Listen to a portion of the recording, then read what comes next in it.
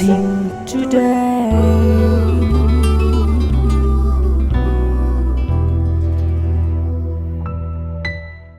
Welcome to blessing today. ഇന്നത്തെ ഈ എപ്പിസോഡിലേക്ക് എല്ലാവരെയും സ്വാഗതം ചെയ്യുന്നു. ഈ ആഴ്ചയിലെ ബ്ലെസ്സിങ് ടുഡേ എപ്പിസോഡുകളിലേക്ക് എല്ലാവരെയും സ്വാഗതം ചെയ്യുന്നു. ഈ ബ്ലെസ്സിങ് ടുഡേ മുന്നിലേക്ക് പോകുന്നത് ഓരോ ദിവസവും അനേകർ ഇതിനെ സപ്പോർട്ട് ചെയ്യുവാൻ, സ്പോൺസർ ചെയ്യുവാൻ മുന്നിലേക്ക് വരുന്നത് കൊണ്ടാണ്. ഇതുവരെയുള്ള നൂറുകണക്കിന് എപ്പിസോഡുകൾ സ്പോൺസർ ചെയ്ത എല്ലാവരോടും പ്രത്യേകിച്ച് നന്ദി അറിയിക്കുന്നു. ഇന്നത്തെ സ്പോൺസേഴ്സിന് വേണ്ടി നമുക്ക് ഒരുമിച്ച് ചേർന്ന് പ്രാർത്ഥിക്കാം. ഞാൻ ആദ്യമേ അവരെ പരിചയപ്പെടുത്തുകയും അവരുടെ പ്രാർത്ഥനാ വിഷയങ്ങൾ വായിച്ചു കേൾപ്പിക്കുകയും ചെയ്യാം. അതിനുശേഷം നമ്മൾ ഒരുമിച്ച് അവർക്ക് വേണ്ടി ആത്മാർത്ഥമായി നമ്മൾ പ്രാർത്ഥിക്കും. ഇന്നത്തെ sponsors: Bronia Sheeja, 11th wedding anniversary ഇന്ന് ആഘോഷിക്കുക. Happy wedding anniversary. പ്രാർത്ഥന വിഷയങ്ങൾ: ബ്രോണിയയും ഹസ്ബൻഡും അവർക്ക് നല്ല ഒരു ജോലി ലഭിക്കാൻ വേണ്ടി നമ്മൾ പ്രാർത്ഥിക്കണം. അതുപോലെ പ്രോപ്പർട്ടിയുടെ സെയിൽ നടക്കാനും പുതിയതൊരെണ്ണം വാങ്ങാനും വേണ്ടി നമുക്ക് പ്രാർത്ഥിക്കണം. USA നിന്നിട്ടൊരു വെൽവിഷറുണ്ട്, ആ വ്യക്തിക്ക് വേണ്ടി നമുക്ക് പ്രാർത്ഥിക്കാം. ആരോഗ്യത്തിന് വേണ്ടി, എല്ലാ രോഗങ്ങളിൽ നിന്നും ഒരു സൗഖ്യം ലഭിക്കാൻ. അതുപോലെ ഹസ്ബൻഡിന് വേണ്ടി നമുക്ക് ഒരുമിച്ച് പ്രാർത്ഥിക്കണം. മദ്യപാനത്തിൽ നിന്നും വലിയൊരു മാറ്റം ഉണ്ടാകാൻ, സ്വഭാവത്തിലൊരു രൂപാന്തരം ഉണ്ടാകാൻ വേണ്ടി. അടുത്തൊരു സ്പോൺസർ ലൂസി ബേബി. മകൾക്ക് ആരോഗ്യവും അതുപോലെ ആത്മീയ അനുഗ്രഹങ്ങളും ദീർഘായുസ്സും ഉണ്ടാകാൻ വേണ്ടി നമുക്ക് പ്രാർത്ഥിക്കാം. അതുപോലെ സ്വന്തമായൊരു ഭവനം ഉണ്ടാകാൻ. ഒരു സ്പോൺസർ കൂടിയുണ്ട്, തൃശ്ശൂരിൽ നിന്ന് ഒരു വെൽവിഷർ. മകൾക്ക് കുടുംബജീവിതത്തിൽ വലിയ അനുഗ്രഹങ്ങൾ ഉണ്ടാകാനും അതുപോലെ മകൻ്റെ വിദ്യാഭ്യാസവും ഭാവിയും അനുഗ്രഹിക്കപ്പെടാൻ. ഈ വിഷയങ്ങൾക്ക് വേണ്ടി നമ്മൾ ഒരുമിച്ച് പ്രാർത്ഥിക്കാം. ഈ വിഷയങ്ങൾ കൂടാതെ ഓരോ സ്പോൺസറുടെയും മുഴുവൻ പ്രാർത്ഥനാ വിഷയങ്ങളും വേറെയും കളക്ട് ചെയ്തിട്ടുണ്ട്. ഇതെല്ലാം ചേർത്ത് നമുക്ക് ഒരുമിച്ച് പ്രാർത്ഥിക്കാം. കഴിയുമെങ്കിൽ TV സ്ക്രീനിലേക്ക് കൈനീട്ടി പിടിച്ചുകൊണ്ട് നമുക്ക് ഒരുമിച്ച് ഐക്യതയോടുകൂടി ഇവർക്ക് വേണ്ടി പ്രാർത്ഥിക്കാം. നല്ല കർത്താവേ, ഞങ്ങളെ അറിയിച്ചിട്ടുള്ള ഈ സ്പോൺസേഴ്സിൻ്റെ പ്രാർത്ഥനാ വിഷയങ്ങൾക്കായി അങ്ങയോട് പ്രാർത്ഥിക്കുന്നു. ദൈവമേ, ദൈവവേലയിൽ ഇവർ പങ്കാളികളായതുകൊണ്ട് സ്വർഗത്തിലെ ദൈവം ഇതിലെ ഓരോ ആവശ്യത്തെയും അങ്ങ് നടത്തി കൊടുക്കണമെന്ന് പ്രാർത്ഥിക്കുന്നു. ഞങ്ങൾ ചോദിക്കുന്നതിനേക്കാൾ, വിചാരിക്കുന്നതിനേക്കാൾ, നനയ്ക്കുന്നതിനേക്കാൾ അത്യന്തം പരമായി സ്വർഗത്തിലെ ദൈവം ഇവർക്കെല്ലാവർക്കും വേണ്ടി പ്രവർത്തിക്കണമേ എന്നങ്ങയോട് പ്രാർത്ഥിക്കുന്നു. അത്ഭുതങ്ങൾ നടക്കട്ടെ, രോഗസൗഖ്യങ്ങൾ നടക്കട്ടെ, വിടുതലുകൾ ഉണ്ടാകട്ടെ, വസ്തുവകകളുടെ മേൽ ദൈവത്തിൻ്റെ അനുഗ്രഹം ഉണ്ടാകട്ടെ, മക്കളുടെ മേൽ ഉണ്ടാകട്ടെ, വിവാഹത്തിൻ്റെ മേൽ ഉണ്ടാകട്ടെ എന്ന് ഞങ്ങൾ പ്രാർത്ഥിക്കുന്നു. ഞങ്ങൾ ചോദിക്കുന്നതിന് മുമ്പേ സകലവും അറിയുന്ന കർത്താവ്, ഈ നിൻ്റെ കുഞ്ഞുങ്ങൾക്ക് വേണ്ടി അത്ഭുതങ്ങൾ പ്രവർത്തിച്ചതിനായി നന്ദി. എല്ലാ പ്രാർത്ഥനാ വിഷയങ്ങളും ഓരോന്നായി കർത്താവിൻ്റെ കൈകളിലേക്ക് ഞങ്ങളിപ്പോൾ സമർപ്പിച്ചിരിക്കുന്നു. കർത്താവ് അങ്ങനെ ചെയ്തതിനാൽ നന്ദി പറയും. യേശുവിൻ്റെ നാമത്തിൽ തന്നെ, amen. Thank you so much sponsors for sponsoring today's episode. Blessing festival Kottayam, ഫെബ്രുവരി 20 വെള്ളി. സമയം രാവിലെ 10 മുതൽ 1 മണി വരെ. Mammen Mappila hall, KK road, Kottayam. Blessing festival Kilimanoor, ഫെബ്രുവരി 21 ശനി. സമയം രാവിലെ 10 മുതൽ 1 മണി വരെ. ടൗൺ ഹാൾ, KSRTC ബസ് സ്റ്റാൻഡിന് സമീപം, കിളിമാനൂർ, തിരുവനന്തപുരം. ഇത് ഗലീല കടലിൻ്റെ അരികിൽ തന്നെയാണ്. ഇവിടെ വെച്ചാണ് യേശു കർത്താവ് 3-ാം പ്രാവശ്യം തൻ്റെ ശിഷ്യന്മാർക്ക് ഉയർത്തെഴുന്നേറ്റ ശേഷം പ്രത്യക്ഷനായത്. നമുക്കറിയാം, യോഹന്നാൻ്റെ സുവിശേഷം 21-ാം അധ്യായം ആദ്യം മുതൽ താഴേക്ക് വായിക്കുമ്പോൾ അവിടെ നമ്മൾ കാണുന്നത് പത്രോസ് മറ്റുള്ളവരോട് പറഞ്ഞു, ഞാൻ മീൻ പിടിക്കാൻ പോകുന്നു. മറ്റുള്ളവരും പറഞ്ഞു, ഓക്കെ, ഞങ്ങളും വരാം. അങ്ങനെ അവർ രാത്രി മുഴുവൻ മീൻ പിടിക്കാൻ ശ്രമിച്ചിട്ടും ഒന്നും തന്നെ അവർക്ക് ലഭിച്ചില്ല. എന്നാൽ പ്രഭാതമാകുമ്പോൾ യേശു കർത്താവ് ഈ കരയിൽ വന്ന്, ഗലീല കടലിൻ്റെ കരയിൽ നിന്നുകൊണ്ട് കൂട്ടുവാൻ വല്ലതുമുണ്ടോ, എന്തെങ്കിലും ഡിഡ് യു ക്യാച്ച് എനിത്തിങ് എന്ന് ചോദിക്കുന്നു. അവർ പറഞ്ഞു, ഞങ്ങൾക്ക് ഒന്നും കിട്ടിയില്ല. യേശു ഉടൻ തന്നെ അവരോട് പറയുകയാണ്, വഞ്ചിയുടെ ബോട്ടിൻ്റെ വലതുഭാഗത്ത് വല വീശുക. ഉടൻ തന്നെ അവർ ചെയ്തപ്പോൾ ഒരു വലിയ കൂട്ടം മീൻ പത്രോസിന് ലഭിച്ചു. ഏകദേശം 153 മത്സ്യങ്ങളെയാണ് അവർക്ക് ലഭിച്ചത്. ആ സമയത്ത് യേശു കർത്താവ് പറഞ്ഞു, ഇപ്പോൾ പിടിച്ച ചിലത് കൊണ്ടുവന്നു. എന്നാൽ അതിന് മുൻപ് തന്നെ നിങ്ങൾ കാണുന്ന ആ പാറയിൽ യേശു കർത്താവ് നേരത്തെ തന്നെ ബ്രേക്ക്ഫാസ്റ്റ് റെഡിയാക്കി വച്ചിരുന്നു. ഞാൻ സാധാരണ പറയാണ്ട്, Jesus Christ is the best chef. നന്നായി കുക്ക് ചെയ്യാൻ യേശു കർത്താവിന് അറിയാം. സഹോദരിമാർ, ഭാര്യമാർ, വീട്ടമ്മമാർ ഒക്കെ ഇത് കേൾക്കുന്നുണ്ടെങ്കിൽ ഓർക്കുക, ഈ യേശു കർത്താവിന് ശിഷ്യപ്പെട്ടാൽ നല്ല പാചകകല, നല്ല കുക്കിംഗ് പഠിക്കാൻ സാധിക്കും. നിങ്ങൾക്ക് അവിടെ ശിഷ്യന്മാർക്ക് വേണ്ടി ബ്രെഡും അതുപോലെ തന്നെ മീനും എല്ലാം തയ്യാറാക്കി വെച്ചിരിക്കുകയായിരുന്നു. വന്ന് കഴിച്ചോളാൻ പറഞ്ഞു. അവർ കഴിച്ചു. അപ്പവും കൊടുത്തു, മീനും കൊടുത്തു. എന്നാൽ അവിടെ വെച്ച് പെട്ടെന്ന് പത്രോസിനോട് യേശു കർത്താവ് ചോദിച്ചു, നീ ഇവയേക്കാൾ അധികമായി എന്നെ സ്നേഹിക്കുന്നുവോ? 3 പ്രാവശ്യം കർത്താവിനോട് ചോദിക്കുന്നു. ഓർക്കണം, കുറേ ദിവസങ്ങൾക്ക് മുമ്പ് ആ പത്രോസ് തന്നെ യേശുവിനെ 3 പ്രാവശ്യം തള്ളി പറഞ്ഞു. അതിനുശേഷം 3 പ്രാവശ്യം അത് വീണ്ടും തന്നെ കൊണ്ട് ഏറ്റുപറയിപ്പിച്ച് തൻ്റെ അപ്പസ്തോലത്വത്തെ ഒന്നുകൂടെ ഉറപ്പിക്കുകയും മാത്രമല്ല, ഇതിന് ശേഷം നിന്നെ ഇഷ്ടമില്ലാത്തിടത്തേക്ക് നിന്നെ കൈകാലുകളെ ബന്ധിച്ചു കൊണ്ടുപോകുന്നു, ഏതുവിധ മരണത്തോടുകൂടെ അവൻ ദൈവത്തെ മഹത്വപ്പെടുത്തും എന്നുള്ളതും എല്ലാം പറഞ്ഞ സ്ഥലമാണിത്. ഇവിടെ നിന്നുകൊണ്ട് ഞാൻ നിങ്ങൾക്ക് വേണ്ടി പ്രാർത്ഥിക്കാൻ പോവുകയാണ്. നിങ്ങൾ ഒരുപക്ഷെ നല്ല ആത്മീയ ജീവിതത്തിലായിരുന്നു, പിന്മാറിപ്പോയ ഒരു വ്യക്തിയാണെങ്കിൽ ഇപ്പോൾ ഇന്ന് ഇത് കാണുമ്പോൾ തീരുമാനിക്കുക, യേശുവിലേക്ക് മടങ്ങി വരാം. കർത്താവേ, ഈ വീഡിയോ കാണുന്ന എല്ലാവർക്കുമായി ഞാൻ പ്രാർത്ഥിക്കുന്നു. കർത്താവ് യേശുവിൻ്റെ നാമത്തിൽ എല്ലാവരുടെയും മേൽ ഒരു വലിയ അനുഗ്രഹം ഉണ്ടാകട്ടെ. പ്രത്യേകിച്ച് യേശു കർത്താവ് ഒരു ടെസ്റ്റ്, ആ ലവിൻ്റെ ഒരു ടെസ്റ്റ് ചോദിക്കുമ്പോൾ, ഒരു ആസിഡ് ടെസ്റ്റ് അവിടെ വരുമ്പോൾ എന്തായിരിക്കും നമ്മുടെ പ്രതികരണം? ഞാൻ കർത്താവേ ഞാൻ അങ്ങയെ സ്നേഹിക്കുന്നു എന്ന് പറയാൻ. കർത്താവ് ഓരോരുത്തരുടെ അകത്തും ആ സ്നേഹത്താൽ അങ്ങ് നിറയ്ക്കണമേ. I release your love father. കർത്താവ് അങ്ങനെ ചെയ്യുന്നതിനായി നന്ദി പറയുന്നു. യേശുവിൻ്റെ നാമത്തിൽ തന്നെ ആമേൻ. വിശുദ്ധ നാട് സന്ദർശനം. ബ്ലെസ്സിംഗ് ടുഡേ ടീമിനോടൊപ്പം വിശുദ്ധ നാടുകൾ സന്ദർശിക്കുവാൻ ഒരവസരം. ഈജിപ്ത്, ഇസ്രായേൽ, പാലസ്തീൻ, ജോർദാൻ എന്നീ 4 രാജ്യങ്ങളിലൂടെ ബൈബിൾ പഠനയാത്ര. ഓരോ സ്ഥലങ്ങളിലും വെച്ചുള്ള ബൈബിൾ ക്ലാസ്, സംഗീതാരാധന, ബ്രദർ ഡാമിയന്റെ പ്രത്യേക ബൈബിൾ ക്ലാസും വ്യക്തിപരമായി കൂടിക്കാഴ്ചയ്ക്കുള്ള അവസരവും. നിങ്ങളുടെ സീറ്റുകൾ നേരത്തെ ബുക്ക് ചെയ്യുക. വിളിക്കുക 0484 422 111.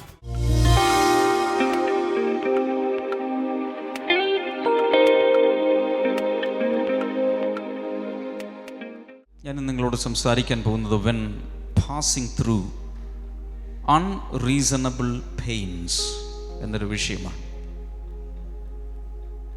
അകാരണമായ, അന്യായമായ വേദനകളുടെ അനുഭവങ്ങളിലൂടെ ജീവിതത്തിൽ നാം യാത്ര ചെയ്യുമ്പോൾ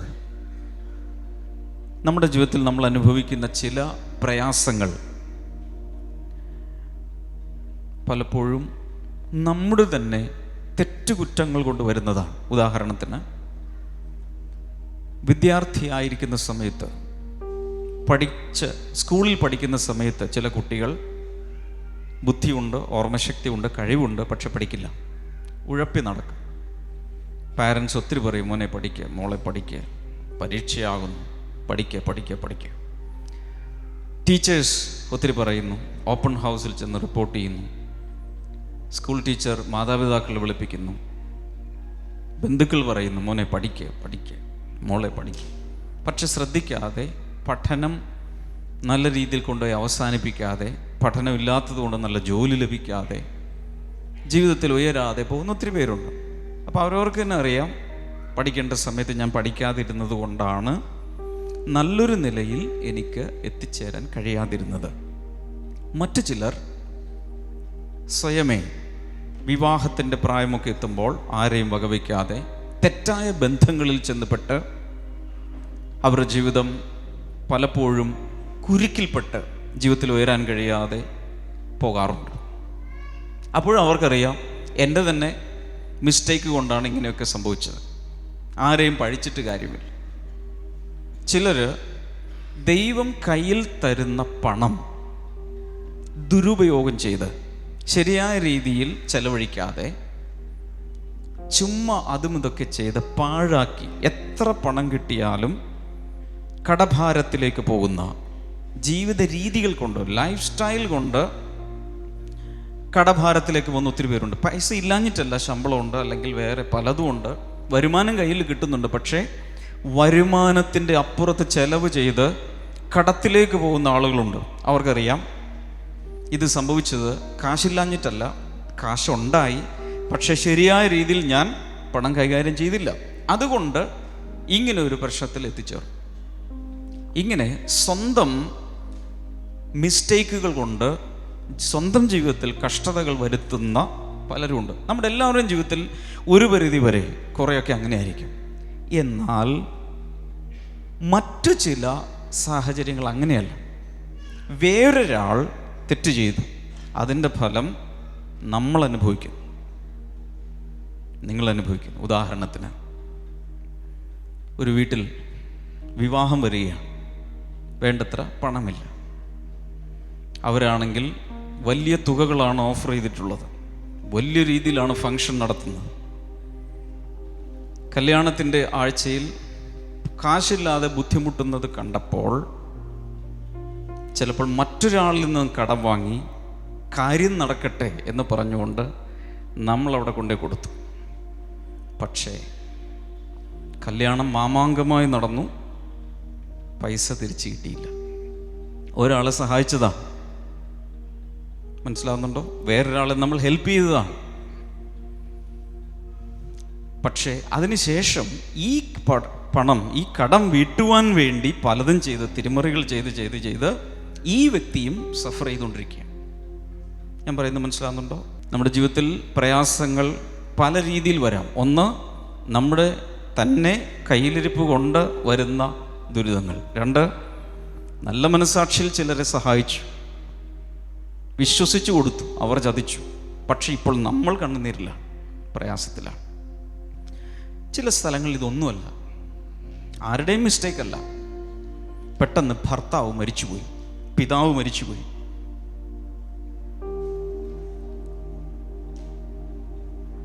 ഇൻകം സോഴ്സ് നിന്നു, മനസ്സിലാവുന്നുണ്ട്, അതുകൊണ്ട് പ്രയാസത്തിലാവും. ഇനി പറയുന്നതാണ് നിങ്ങൾ ശ്രദ്ധിക്കേണ്ടത്. ഏതെങ്കിലും ജീവിതത്തിലെ ഏതെങ്കിലും ഒരു വിഷയത്തിൽ ഒരു പ്രയാസം ഉണ്ടായാൽ, ഉദാഹരണത്തിന് സാമ്പത്തിക വിഷയത്തിൽ ഒരു പ്രയാസം ഉണ്ടായാൽ, ആരോടാണ് ഒരു ഉപദേശം ചോദിക്കേണ്ടത്? ഞാൻ ഉത്തരം പറയാം, ഫൈനാൻഷ്യൽ എക്സ്പെർട്സിനോട് ചോദിക്കണം. സാമ്പത്തിക കാര്യങ്ങൾ നന്നായി കൈകാര്യം ചെയ്യുന്ന ഒരാളോട് ചോദിച്ചാൽ കിട്ടും. നിങ്ങളൊരു നിയമക്കുരുക്കിൽ പെട്ടെന്നിരിക്കട്ടെ, കേസിൽപ്പെട്ടു, നിങ്ങൾ ആരോടാ ചോദിക്കേണ്ടത്? കൂട്ടുകാരോട് ചോദിച്ചിട്ട് കാര്യമില്ല, നിയമവിദഗ്ധരോട് ചോദിക്കണം. അഡ്വക്കേറ്റ്സിനോട്, ലീഗൽ അഡ്വൈസറി ആയിട്ടുള്ള ആളുകളോട് ചോദിക്കണം. പറയുന്നത് മനസ്സിലാകും. രോഗം വന്നാൽ ആരോടാ ചോദിക്കേണ്ടത്? ആരോടെങ്കിലും ചോദിച്ചിട്ട് കാര്യമില്ല, ആ രോഗം നന്നായി ചികിത്സിച്ച് പരിചയമുള്ള നല്ല ഡോക്ടേഴ്സിനോട് ചോദിക്കണം. ജീവിതത്തിൽ ഒരു പ്രശ്നം വന്നാൽ ആരെ സമീപിക്കണം? ഉത്തരം ഞാൻ പറയാം, ഫീൽഡ് എക്സ്പെർട്ടിനെ സമീപിക്കണം.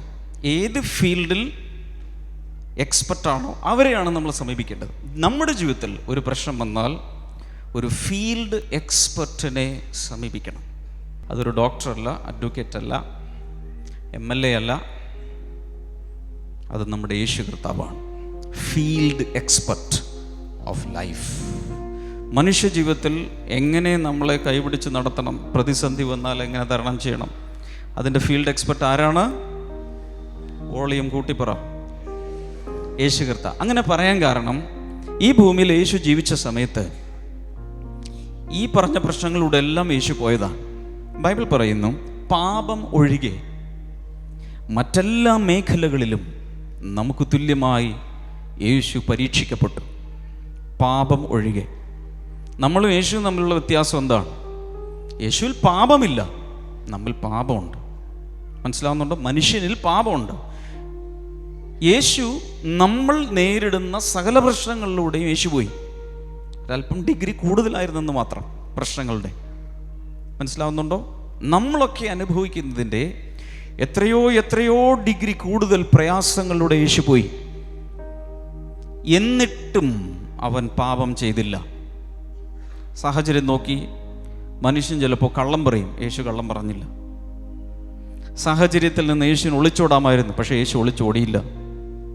എല്ലാറ്റിലും യേശു ഫീൽഡ് എക്സ്പെർട്ട് ആകുവാൻ തക്ക വിധം യേശു അവിടെ എല്ലാം പാസ്സായി.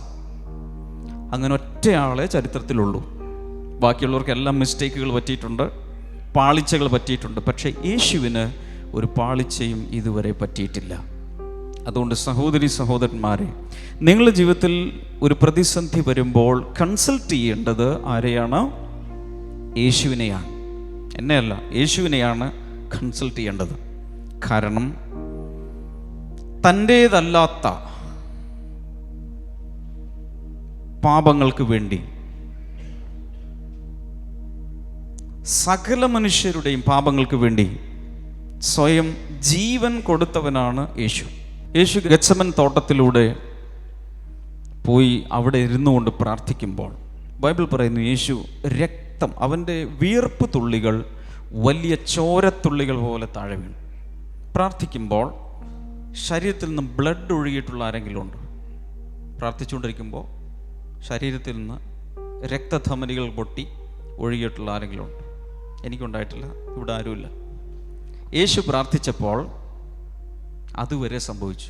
അപ്പോൾ ആ പ്രാർത്ഥന എന്തായിരിക്കും? പ്രാർത്ഥിക്കുമ്പോൾ നമ്മൾ കരയാറുണ്ട്, ചിലപ്പോൾ നെഞ്ചത്തടിച്ച് കരയും, ചിലപ്പോൾ താഴെ വീണ് പ്രാർത്ഥിക്കും. പക്ഷേ യേശു പ്രാർത്ഥിച്ചപ്പോൾ എന്താ സംഭവിച്ചത്?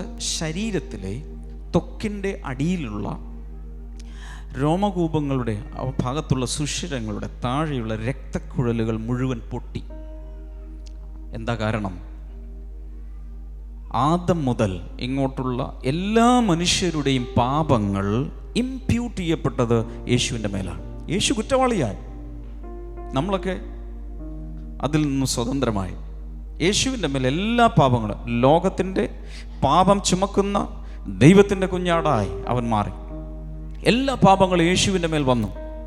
അങ്ങനെ ആ അതിഭയങ്കരമായ മനോവ്യഥയിലൂടെ പോകുമ്പോൾ യേശു കർത്താവ് പ്രാർത്ഥിച്ച് ഉള്ളുരുകി പ്രാർത്ഥിച്ച സമയത്ത് ശരീരത്തിലെ രക്തക്കുഴലുകൾ വരെ പൊട്ടി. ഇനി എന്നെ മുഖത്തേക്ക് നോക്കുക, എൻ്റെ മുഖത്തേക്ക് നോക്കുക. കർത്താവ് ഗെത്സമൻ തോട്ടത്തിൽ പ്രാർത്ഥിച്ച സമയത്ത് എനിക്ക് വേണ്ടി അവൻ പ്രാർത്ഥിച്ചു. ഇവിടെ ഇരിക്കുന്ന ഓരോ വ്യക്തിക്ക് വേണ്ടിയും അവൻ പ്രാർത്ഥിച്ചു. കാരണം ലോകത്തിൻ്റെ മുഴുവൻ പാപമാണ് തൻ്റെ മേൽ അവൻ ഏറ്റെടുത്തത്. ദൈവത്തിൻ്റെ കുഞ്ഞാടായി അവൻ മാറി. ഹല്ലേലൂയ. ആ യേശു മനുഷ്യജീവിതത്തിൻ്റെ കഷ്ടതകളുടെയും വേദനയുടെയും കണ്ണുനീരിൻ്റെയും ദുരിതത്തിൻ്റെയും ടേസ്റ്റ് നോക്കിയ യേശുവാണ്. നമ്മൾ പറയും, എൻ്റെ പ്രയാസം വേറെ ആരും അറിയുന്നില്ല. പച്ചക്കള്ളമാണ്. യേശു അറിയുന്നുണ്ട്. വലതുകരം നെഞ്ചിൽ വെച്ചാൽ എന്നോട് ചേർന്ന് പറയാം, യേശു എൻ്റെ വേദനകൾ അറിയുകയും തൻ്റെ മേൽ ആ വേദനകൾ ചുമക്കുകയും ചെയ്തിരിക്കുന്നു.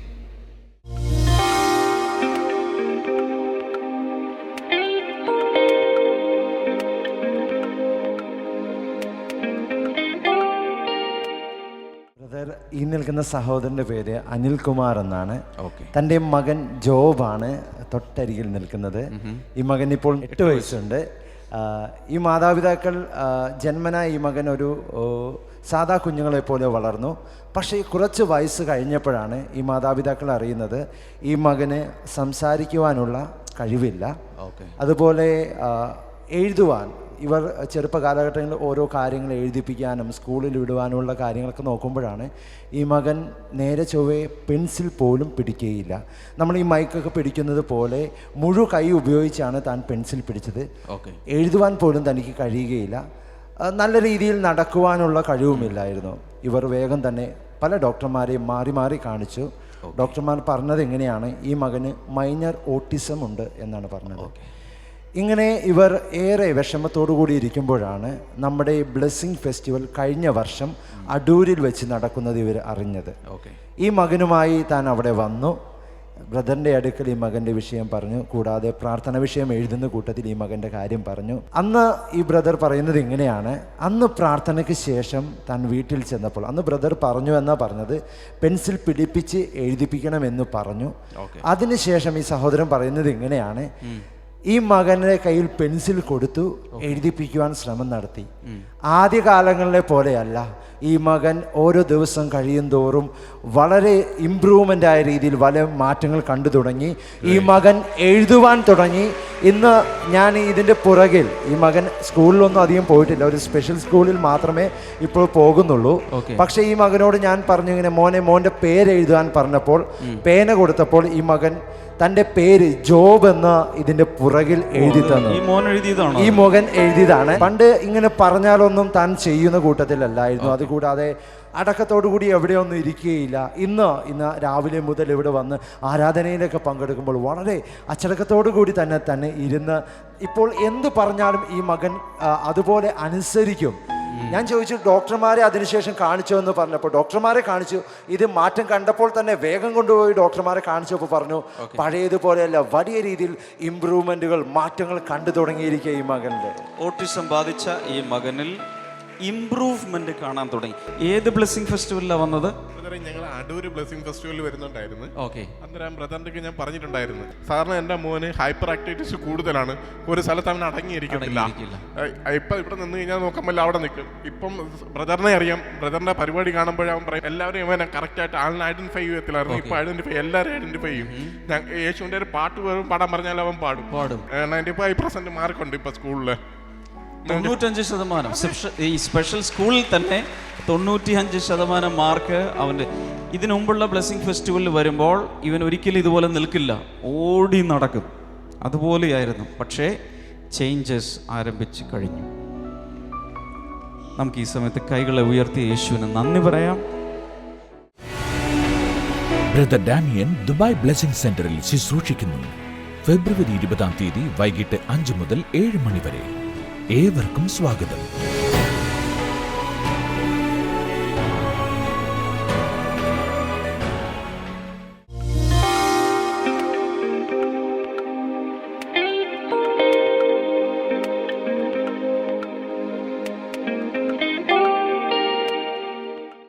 നല്ല കർത്താവേ, ഈ ബ്ലെസ്സിംഗ് ടുഡേ കാണുന്ന എല്ലാവരുടെയും മേൽ അങ്ങ് കൈനീട്ടിയിരിക്കാൻ നന്ദി പറയുന്നു. യേശു കർത്താവിൻ്റെ നാമത്തിൽ ഈ സമയത്ത് രോഗികൾ സൗഖ്യമാകട്ടെ. രക്തത്തിൽ തകരാറുകളുള്ള വ്യക്തികളെ കർത്താവ് ഈ സമയത്ത് സൗഖ്യമാക്കുന്നുണ്ട്. എന്ന് വെച്ചാൽ ബ്ലഡ് ചെക്ക് ചെയ്തതിൻ്റെ റിസൾട്ട് കയ്യിലുണ്ട്. അതിൽ സാരമായ തകരാറുകൾ കണ്ടെത്തിയിരിക്കുന്നു. യേശുവിൻ്റെ നാമത്തിൽ ഒരു ദൈവിക സൗഖ്യം ഇപ്പോൾ തന്നെ അവിടെ നടക്കട്ടെ. Thank you Jesus. അതുപോലെ തൈറോയിഡിന് പ്രയാസങ്ങളുള്ളവരെ കർത്താവ് ഈ സമയത്ത് സൗഖ്യമാക്കുന്നുണ്ട്. മാത്രമല്ല യൂറിനറി ട്രാക്കിന് പ്രയാസമുള്ള ചിലരെ കർത്താവ് സൗഖ്യമാക്കുന്നു. യേശുവിൻ്റെ നാമത്തിൽ യൂറിൻ ശരിയായ രീതിയിൽ പാസ് ചെയ്യാൻ കഴിയാതെ വളരെ സ്ട്രഗിൾ ചെയ്യുന്ന ചില വ്യക്തികൾ കർത്താവ് യേശുവിൻ്റെ നാമത്തിൽ ഇപ്പോൾ ഒരു സൗഖ്യം നടക്കട്ടെ. TB, ക്ഷയരോഗം യേശുവിൻ്റെ നാമത്തിൽ ഇപ്പോൾ സൗഖ്യമാകട്ടെ. Thank you Jesus. വിവിധ രീതിയിലുള്ള ക്യാൻസറുകൾ ഇപ്പോൾ തന്നെ സൗഖ്യമാകട്ടെ. In the name of Jesus ആ സൗഖ്യം നടക്കട്ടെ. Thank you father.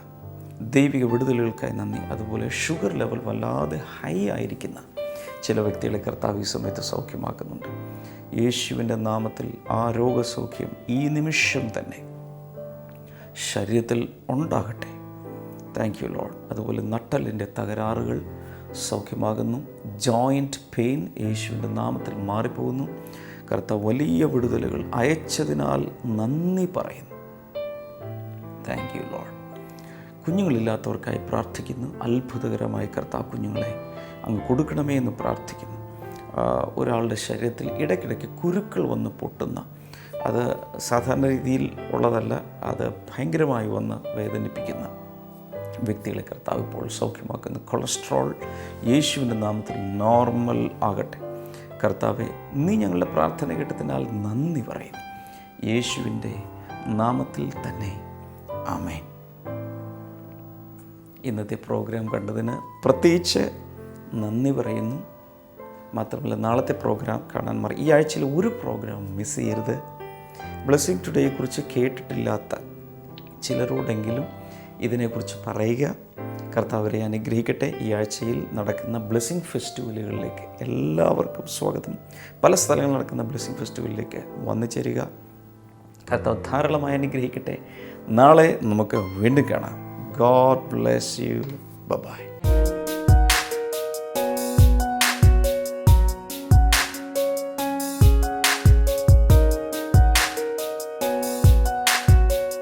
Welcome back to Bible and new.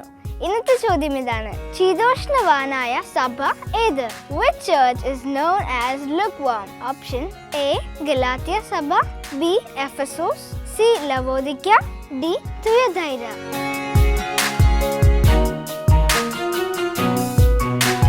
നിങ്ങളുടെ ഉത്തരങ്ങൾ 9645221221 എന്ന നമ്പറിലേക്ക് SMS ചെയ്യുക. ചെയ്യേണ്ട format BT space ABC or D space നിങ്ങളുടെ പേരും പൂർണ്ണ മേൽവിലാസവും. ശരിയുത്തരം അയക്കുന്നവർക്ക് സമ്മാനങ്ങൾ നൽകുന്നത് OM Books ആണ്.